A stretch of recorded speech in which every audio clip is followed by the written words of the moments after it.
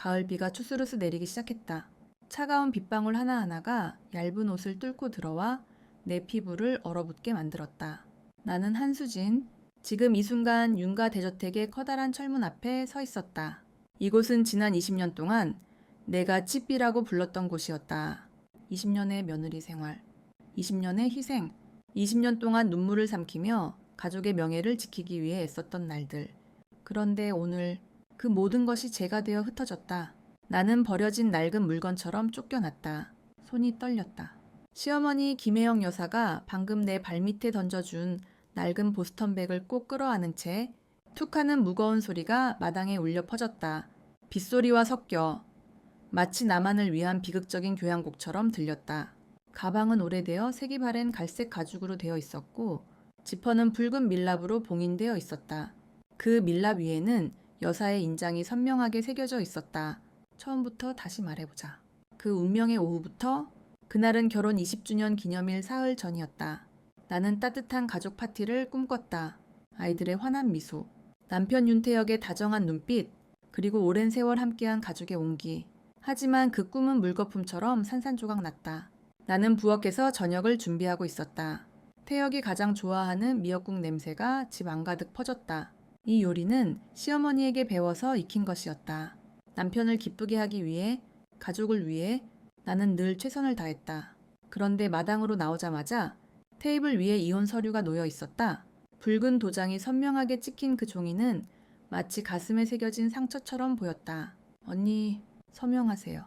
2층 베란다에서 이은지의 달콤하지만 날카로운 목소리가 내려왔다. 그녀는 태역의 팔을 끼고 서 있었다.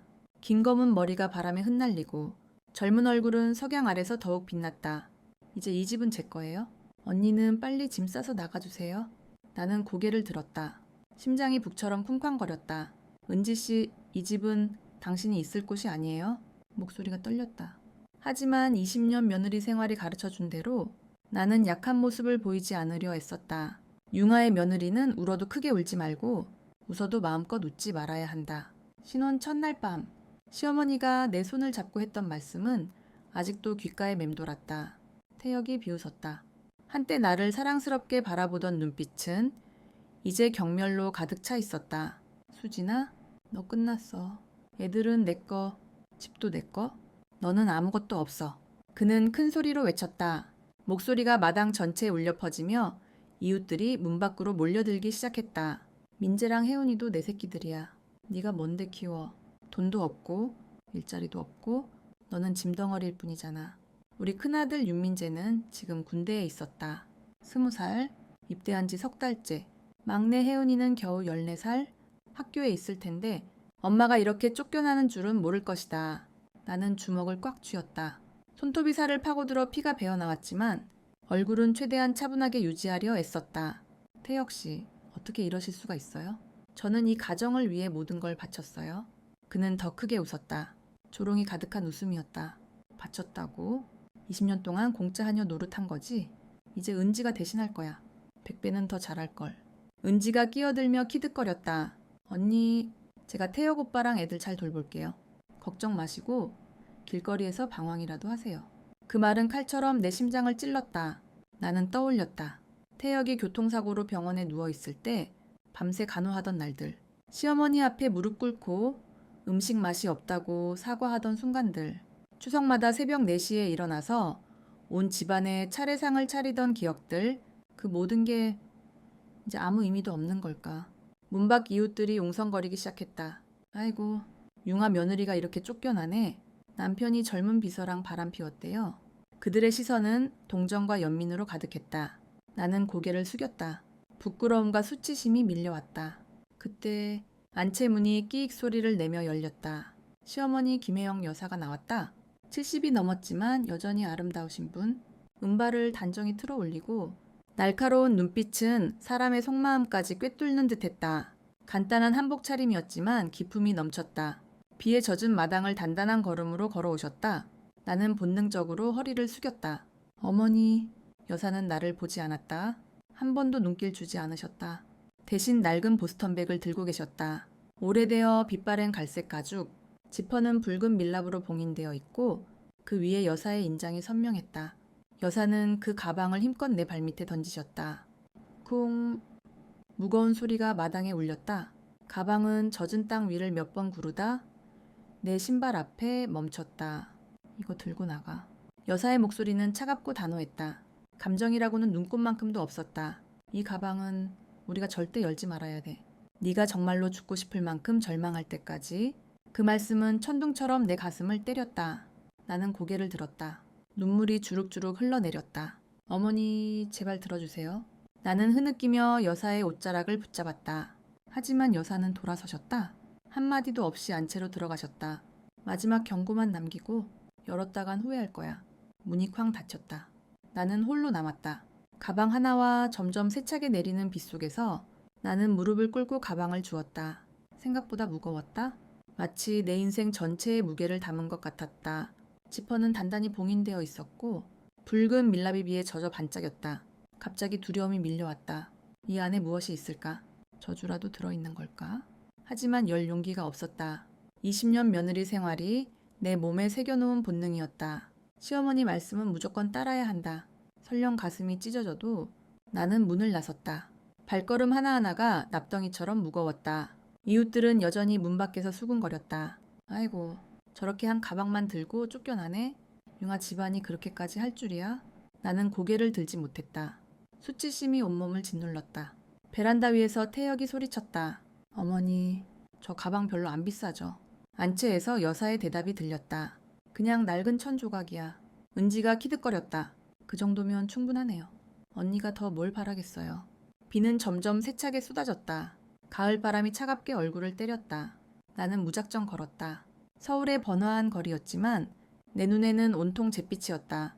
부모님은 일찍 돌아가셨고 친구들에게 연락할 용기도 없었다. 이렇게 처참하게 실패한 모습을 보이기 싫었다. 20년을 남편과 시댁만 위해 살았는데 이제 나는 아무것도 없었다. 통장 동결, 카드 정지. 주머니에 남은 건 3만 원뿐이었다. 나는 역 근처 허름한 여관을 찾아 들어갔다. 하룻밤 2만 원짜리 방. 습기 찬 냄새가 코를 찔렀지만 그 순간만큼은 사치처럼 느껴졌다. 젖은 옷을 벗어 던지고 가방을 구석에 내려놓았다. 붉은 밀랍 인장이 희미한 넌 불빛 아래 반짝였다. 나는 그 가방을 바라보며 중얼거렸다. 어머니, 왜 이런 걸 주셨어요? 마지막 연민인가요?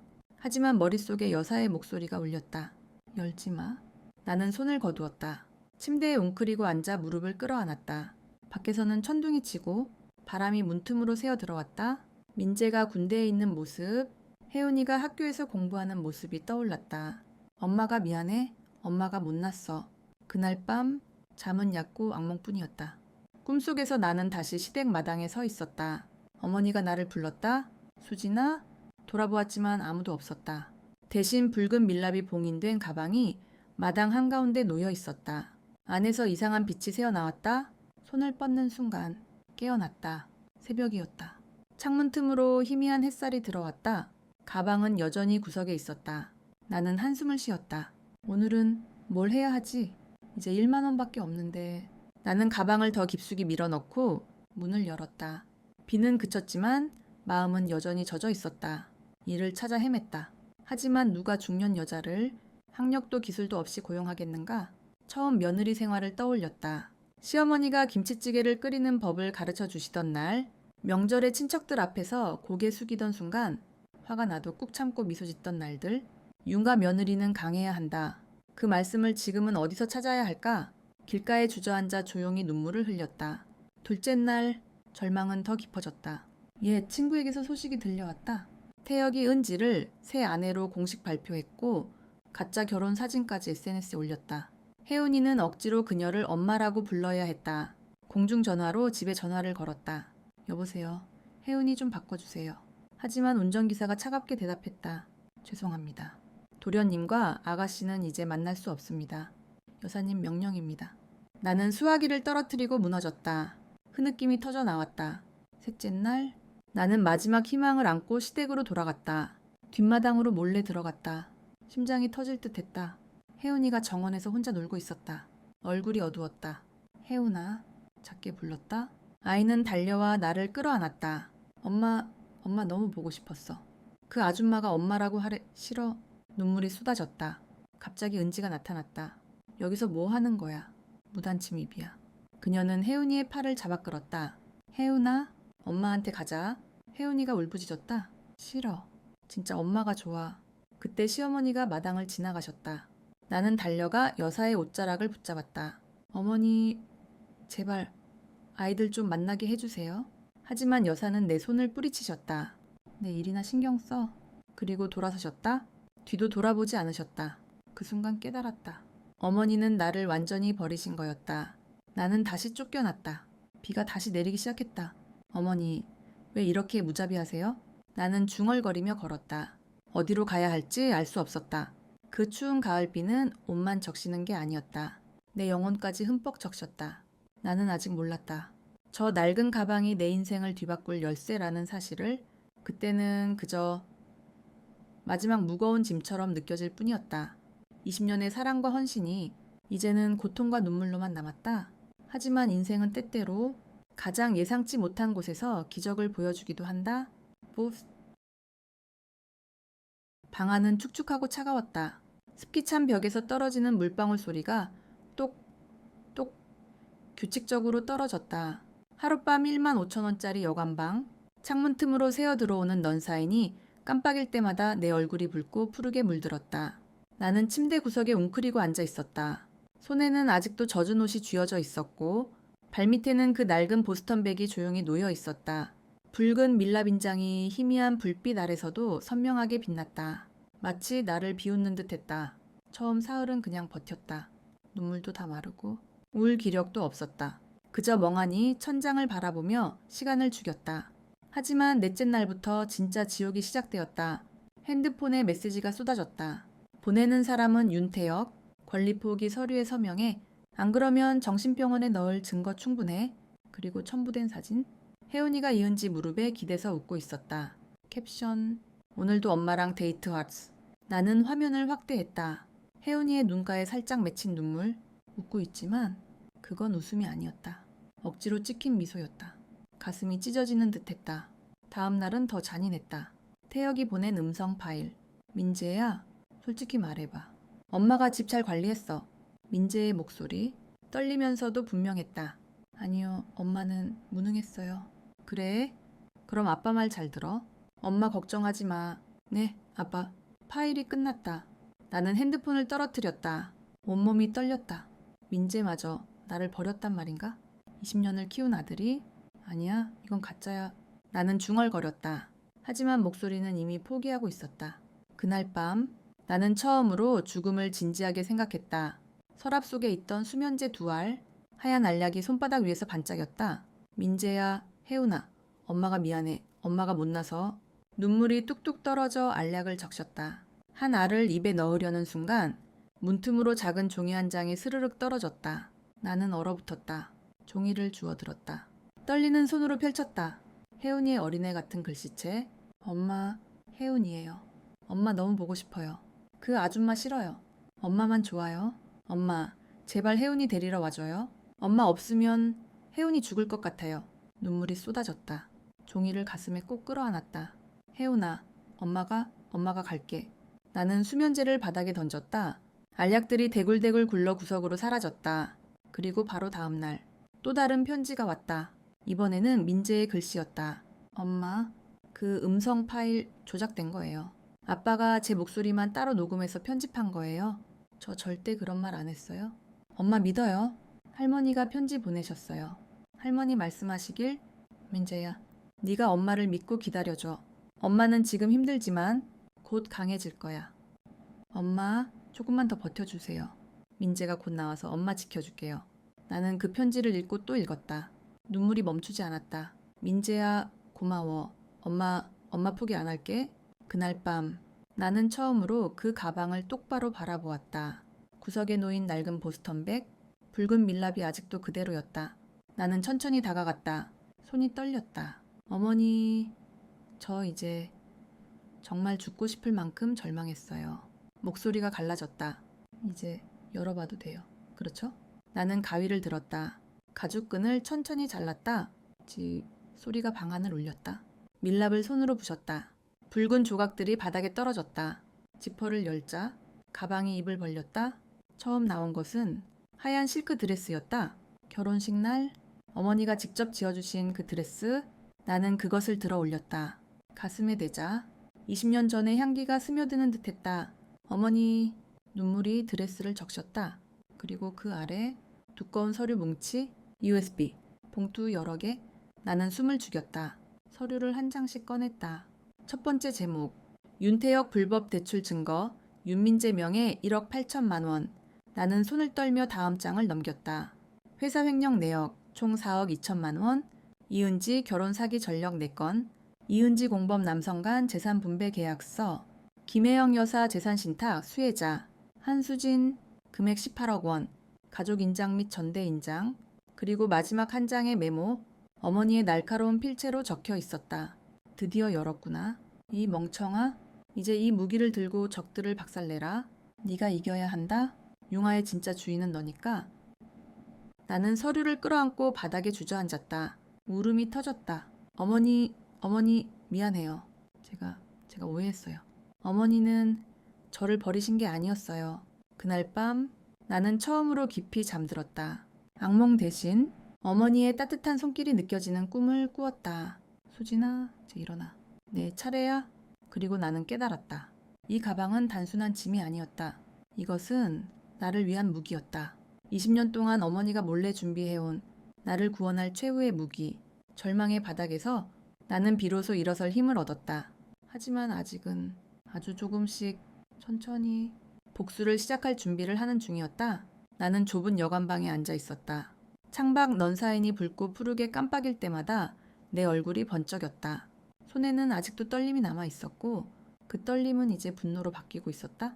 보스턴백에서 꺼낸 마지막 종이 한 장, 김혜영 시어머니의 날카로운 필체가 희미한 불빛 아래 선명하게 떠올랐다. 드디어 열었구나. 이 멍청아, 이제 이 무기를 들고 적들을 박살내라. 네가 이겨야 한다. 융화의 진짜 주인은 너니까. 눈물이 흘렀다. 하지만 이번 눈물은 아픔 때문이 아니었다. 후회 때문이었다. 20년 동안 나는 어머니를 오해했다.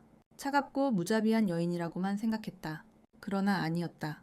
어머니는 세상에서 유일하게 며느리를 구원하기 위해 20년을 몰래 준비한 사람이었다. 이 가방은 단순한 짐이 아니라 나를 위한 최후의 무기였다. 나는 눈물을 닦고 서류를 하나씩 정리했다. 먼저 USB, 여관 주인에게서 빌린 낡은 노트북에 꽂았다. 파일이 열리자마자 숨이 멎을 듯했다. 첫 번째 폴더, 윤태혁 불법 대출 증거. 엑셀 파일이 펼쳐졌다. 2023년 3월 15일, 3천만 원 대출. 명예, 윤민재 2023년 7월 22일, 추가 5천만 원. 총 15건, 1억 8천만 원. 모두 큰아들 민재의 이름으로. 윤태혁은 아들의 신분증을 이용해 사채업자에게 돈을 빌렸다. 월 이자율 5%. 상환하지 못하면 민재가 전역 후 갚아야 한다. 아들의 인생을 아버지가 이렇게 팔아넘긴 것이다. 다음 폴더, 회사 횡령 내역. 은행 거래 내역이 빼곡했다. 공금이 이은지와 그녀의 가족 계좌로 흘러 들어갔다. 총액 4억 2천만 원 이상. 어머니는 모든 거래를 추적해 한눈에 알 수 있도록 정리해 놓으셨다. 어머니는 오랫동안 아들을 지켜보고 계셨다. 모든 걸 알고 계셨다. 그리고 가장 충격적인 폴더, 이은지 신상조사. 이름, 이은지, 생년월일, 1989년 3월 12일, 전력, 결혼 사기 4건, 2018년, 김씨와 결혼 후 5천만 원 편취, 2020년, 박씨, 8천만 원, 2022년, 이씨, 1억 원, 현재 목표, 윤태혁 4번째 먹잇감. 첨부된 마지막 파일은 결정타였다. 이은지와 공범 정태수 사이의 비밀 계약서, 윤태혁 재산 분배 합의, 부동산 이은지 70%, 정태수 30%, 현금 이은지 60%, 정태수 40%, 계약 날짜 지난해 11월. 이은지가 태혁과 정식으로 만난 건 그 다음 해 2월. 모든 게 미리 짜인 각본이었다. 나는 먹잇감이 아니라 방해물이었을 뿐. 나는 머리를 감싸쥐었다. 세상이 빙글빙글 돌았다. 하지만 곧 일어났다. 더 이상 눈물은 없었다. 가슴속에 타오르는 건 오직 불꽃이었다. 나는 움직이기 시작했다. 우선 어머니가 적어놓으신 변호사 연락처로 전화를 걸었다. 박준호 변호사, 서울 최고의 이혼 재산분할 전문가. 다음날 강남 사무실에서 만났다. 그는 나를 보자마자 미소 지었다. 오래 기다렸습니다. 김 여사님께서 말씀하셨어요. 며느리가 직접 찾아올 때까지 기다려라고. 그는 두꺼운 서류 뭉치를 내밀었다. 이미 완성된 이혼 신청서, 재산분할 청구서, 윤태혁에 대한 형사 고소장 사기 횡령 탈세, 그리고 이은지에 대한 별도 고소장 결혼 사기 공갈 자금 세탁. 나는 떨림없이 서명했다. 박 변호사가 낮은 목소리로 말했다. 김 여사님께서는 12년 전부터 재산을 신탁으로 만들어 놓으셨습니다. 총 18억 원. 직접 주셨다면 태혁이 공동 재산으로 절반을 청구할 수 있었겠죠. 하지만 신탁을 통해 넘기셨으니 이 돈은 완전히 한수진 씨의 것입니다. 나는 멍해졌다. 어머니는 법적 허점까지 계산하셨다. 아들의 손에서 나를 지키기 위해. 그러나 내 계획은 여기서 끝나지 않았다. 나는 이은지를 완전히 무너뜨리고 싶었다. 어머니의 자료를 바탕으로 나는 이은지의 패턴을 분석했다. 그녀는 늘 가족 드라마를 만들어 피해자를 고립시킨 뒤 서류에 서명하게 만들었다. 이번에도 같은 수법이었다. 하지만 이번 상대는 달랐다. 나는 SNS로 이은지를 실시간 감시했다. 매일 올라오는 사진, 혜은이와 쇼핑, 태혁과 저녁 식사. 스토리에는 오늘 딸이 처음으로 엄마라고 불렀어요. 하츠 감동. 사진 속 혜은이의 미소는 어색했다. 눈가에 살짝 맺힌 눈물. 나는 모든 게시물을 캡처했다. 날짜, 시간, 내용. 이것이 나중에 아동 심리 조작 공갈 증거가 될 터였다. 또 하나 알아낸 사실. 이은지는 종종 이태원 작은 카페에서 정태수와 만났다. 나는 옛 지인 윤가와 일했던 기자를 통해 몰래 사진을 찍게 했다. 선명한 사진. 이은지가 봉투를 주고받으며 웃고 있는 모습. 공범 관계의 물증이었다.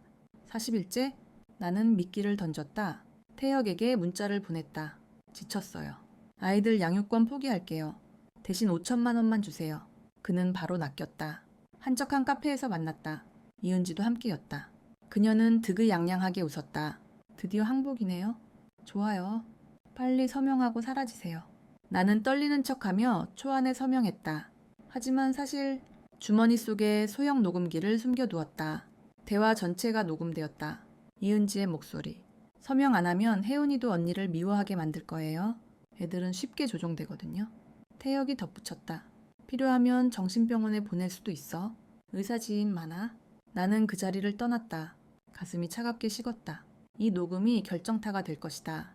43일째 소식이 들려왔다. 이은지의 은행 계좌 일부가 동결되었다. 누군가 고발했다고 의심했다. 나는 알았다. 때가 왔다. 나는 이은지를 혼자 공원으로 불렀다. 그녀는 화장 진하게 하고 왔지만 눈 밑이 거뭇거뭇했다. 뭐 또 원하는 거예요? 언니는 이미 졌잖아요. 나는 처음으로 미소 지었다. 은지씨, 나를 이전 먹잇감처럼 쉽게 생각했나 봐요. 나는 사진 뭉치를 내밀었다. 그녀와 정태수가 만나는 장면들, 이 사진들 경찰에 제출하면 최소 5년은 살 거예요. 사기 공갈죄로. 이은지의 얼굴이 하얗게 질렸다. 이건 조작이에요. 나는 녹음기를 틀었다. 그녀의 목소리가 또렷하게 울렸다. 서명 안 하면 혜은이도 언니를 미워하게 만들 거예요. 이은지는 주저앉았다. 다리가 풀린 듯 했다. 언니, 뭘 원해요? 나는 차갑게 말했다. 내 아이들 인생에서 사라져. 그리고 네가 빼앗은 모든 걸 돌려줘. 안 그러면 이 모든 걸 인터넷에 풀 거야. 4번의 결혼 사기 전력까지. 이은지는 울면서 애원했다. 제발 살려주세요. 나 그냥 잘 살고 싶었을 뿐이에요. 나는 등을 돌렸다. 한마디도 하지 않고. 그녀는 이미 덫에 걸렸다. 그녀의 욕심이 스스로를 파괴할 것이다. 45일째 나는 박준호 변호사 사무실 앞에 섰다. 모든 증거가 준비되었다. 형사 고소장, 이혼 신청서, 재산분할 청구, 특히 이은지에 대한 추가 고소, 미성년자 심리 조작, 공갈, 공모사기. 문을 열고 들어갔다. 박 변호사가 일어나 미소 지었다. 한수진 씨, 이제 방역할 시간입니다. 나는 고개를 끄덕였다. 더 이상 문 밖으로 쫓겨난 한수진이 아니었다. 나는 죽었다가 다시 살아난 여자였다. 어머니가 주신 무기를 들고 모두를 무릎 꿇게 할 여자. 진짜 폭풍은 이제 막 시작되었다. 가을 햇살이 창문 틈으로 스며들어 나무 바닥에 부드러운 빗줄기를 그렸다. 나는 한수진, 지금 압구정동의 새 아파트 식탁에 앉아 있었다. 손에는 따뜻한 차 한 잔이 들려 있고 창밖으로 한강이 반짝이고 있었다. 이 집은 윤가 대저택만큼 크지 않지만 나만의 공간이었다. 더 이상 남의 집이 아니라 내가 처음으로 진짜 집이라고 부를 수 있는 곳. 혜은이가 옆에 앉아 내가 방금 구워준 떡볶이 조각을 한 입 베어 물었다. 엄마, 진짜 맛있어. 할머니가 해주던 맛이랑 똑같아요. 나는 미소 지으며 딸의 머리를 쓰다듬었다. 그래, 엄마가 할머니한테 배운 거니까 많이 먹어. 우리 딸. 민재는 맞은편에 앉아 책을 읽고 있었다. 제대하고 돌아온 지 얼마 안 됐지만 눈빛이 많이 단단해졌다. 엄마, 오늘 중요한 날이에요. 준비됐죠? 나는 고개를 끄덕였다. 가슴이 벅찼다. 응, 엄마 준비됐어. 오늘은 마지막 재판일이었다. 과거의 모든 아픔이 끝나고 새로운 장이 시작되는 날, 나는 아직도 그 비 오던 날을 잊을 수 없다. 시어머니가 던져주신 낡은 보스턴백, 붉은 밀랍인장, 그리고 그 안에 숨겨진 20년의 눈물과 사랑, 그 가방이 나를 구했다. 어머니는 차가운 사람이 아니었다. 가장 뜨거운 사랑으로 나를 지켜주신 분이었다. 나는 오늘 어머니가 좋아하시던 연보라색 한복을 입었다. 혜은이가 눈을 반짝이며 말했다. 엄마, 공주님 같아요. 나는 딸을 꼭 안았다. 고마워. 혜은아, 오늘 엄마가 이길 거야. 너희 덕분에. 민재가 일어나 내 손을 잡았다. 엄마, 제가 증언할게요. 아빠가 한 모든 걸 다 말할게요. 나는 눈물이 핑 돌았지만 웃었다. 고마워. 우리 아들. 택시를 타고 서울중앙지방법원으로 향했다. 법원 앞은 기자들로 북적였다. 플래시가 터지고 마이크가 다가왔다. 한수진 씨, 오늘 승소할 자신 있으신가요? 나는 담담히 대답했다. 저는 정의를 믿어요. 그리고 가족의 사랑을 믿어요. 법정은 사람들로 가득했다. 나는 원고석에 앉아 박준호 변호사 옆에 앉았다. 맞은편에는 윤태혁이 있었다. 그는 초췌했다. 양복은 구겨져 있고 눈 밑은 거뭇거뭇했다. 이은지는 별도로 구치소에서 재판을 기다리고 있었다. 재판장이 들어오셨다. 모두 일어났다. 앉으세요. 목소리가 무겁게 울렸다. 오늘은 피고 윤태혁 및 이은지에 대한 최종 재판입니다. 박 변호사가 일어났다. 재판장님, 피고 윤태혁은 장남 윤민재의 명의를 이용해 1억 8천만 원의 불법 대출을 받았고 회사 공금을 4억 2천만 원 횡령했으며 탈세를 저질렀습니다. 증거는 모두 제출되었습니다. USB와 서류 뭉치가 제출되었다. 재판장이 고개를 끄덕였다. 증거가 명확합니다. 민재가 증인석으로 불려나갔다. 군복 차림의 아들은 단단하게 걸어왔다. 증인 윤민재. 선서해 주세요. 민재가 손을 들었다. 저는 양심에 따라 진실만 말할 것을 맹세합니다. 그는 앉아서 차분하게 말했다. 아버지는 제 이름을 이용해 범죄를 저질렀습니다. 저는 용서할 수 없습니다. 아버지는 제 미래와 어머니의 행복을 파괴했습니다. 태혁은 고개를 숙였다. 아들을 마주볼 용기가 없었다. 나는 눈물을 흘렸다. 하지만 그건 슬픔이 아니라 자부심이었다. 그리고 최고의 순간이 왔다. 법정 뒷문이 천천히 열렸다. 김혜영 여사님께서 휠체어에 앉아 들어오셨다. 연보라색 한복, 은발을 단정히 틀어 올리신 모습, 눈빛은 여전히 날카로웠지만 그 안에 깊은 사랑이 담겨 있었다. 법정이 조용해졌다. 모두 숨을 죽였다. 여사님은 증인석 앞에 멈추셨다. 재판장이 물었다. 성함이 어떻게 되십니까? 김혜영입니다. 피고 윤태혁의 어머니이자 원고 한수진의 시어머니입니다. 여사님은 아들을 바라보셨다. 내 아들은 가문을 더럽혔습니다. 손자의 미래를 팔아넘기고 며느리의 행복을 짓밟았습니다. 하지만 내 며느리 한수진은 20년 동안 이 가정을 지켰습니다. 그녀야말로 진짜 기둥입니다. 법정이 술렁였다. 기자들이 미친 듯이 메모했다. 태혁이 무릎 꿇고 여사님의 다리를 붙잡았다. 어머니, 제발 구해주세요. 여사님은 지팡이를 들어 가볍게 그의 손을 쳤다. 내 아들은 이미 죽었어. 너는 더 이상 내 아들이 아니다. 여사님은 고개를 돌리셨다. 한 번도 뒤돌아보지 않으셨다. 재판장은 판결을 내렸다. 피고 윤태혁, 징역 6년, 피고 이은지, 징역 4년. 재산 대부분은 원고 한수진과 자녀들에게 분할한다. 망치 소리가 울렸다. 나는 울었다. 하지만 이번엔 행복한 눈물이었다. 민재와 혜은이가 나를 끌어안았다. 엄마, 이겼어요. 여사님께서 내 손을 잡으셨다. 잘했어. 수진아, 처음으로. 어머니가 내 이름을 따뜻하게 불러주셨다. 재판이 끝난 후 나는 직접 윤가 대저택 정문을 열었다. 가을 햇살이 따뜻했고 낙엽이 사각사각 떨어졌다. 더 이상 두려움은 없었다. 나는 주인으로서 당당히 들어갔다. 여사님께서 마당에서 기다리고 계셨다. 어서 와라. 집에. 나는 무릎 꿇고 절을 올렸다. 어머니, 감사합니다. 여사님께서 나를 일으키셨다. 일어나라. 수진아, 이제 네가 이 집의 주인이다. 새로운 삶이 시작되었다. 나는 김혜영 재단을 만들었다. 가정폭력 피해 여성들을 돕는 재단. 수백 명의 여성이 다시 일어섰다. 한 여성이 내게 말했다. 자매님 덕분에 다시 살 희망이 생겼어요. 나는 미소 지었다. 나도 그랬어. 하지만 한 분이 날 구해주셨어. 어머니 사진을 재단 사무실에 걸었다. 매일 출근할 때마다 절을 올렸다. 어머니, 오늘도 열심히 할게요. 매주 토요일, 나는 아이들과 함께 어머니를 찾아뵀다. 어머니는 여전히 옛집에 혼자 계셨다. 어머니, 우리 집으로 오세요. 어머니는 고개를 저으셨다. 아니야. 너는 자유롭게 살아야 해. 내가 널 20년 동안 묶어둔 것만으로도 충분해. 어머니는 젊은 시절 이야기를 들려주셨다. 남편의 배신, 홀로 견뎌온 날들. 너는 나처럼 되지 마라. 행복하게 살아. 나는 울었지만 이해했다. 그것이 어머니의 사랑이었다. 민재는 경영학을 전공하며 가문의 유산을 잇고 있었다. 혜원이는 밝게 웃으며 자랐다. 그 낡은 보스턴백은 새집 거실 유리 진열장 안에 놓였다. 아래에는 작은 명패가 붙어 있었다. 희망의 가방? 김혜영 여사가 며느리 한수진에게 준 가장 소중한 선물. 나는 그 가방을 볼 때마다 속으로 중얼거렸다. 어머니, 감사합니다. 이 가방 덕분에 오늘의 내가 있어요. 20년의 고통은 지나갔다. 이제 가을 햇살 아래 나는 사랑과 희망으로 살아간다. 어머니가 가르쳐 주신 대로 가족이란 혈연이 아니라 서로를 지켜주는 마음이다. 그리고 희망은 언제나 가장 어두운 곳에서 빛을 낸다.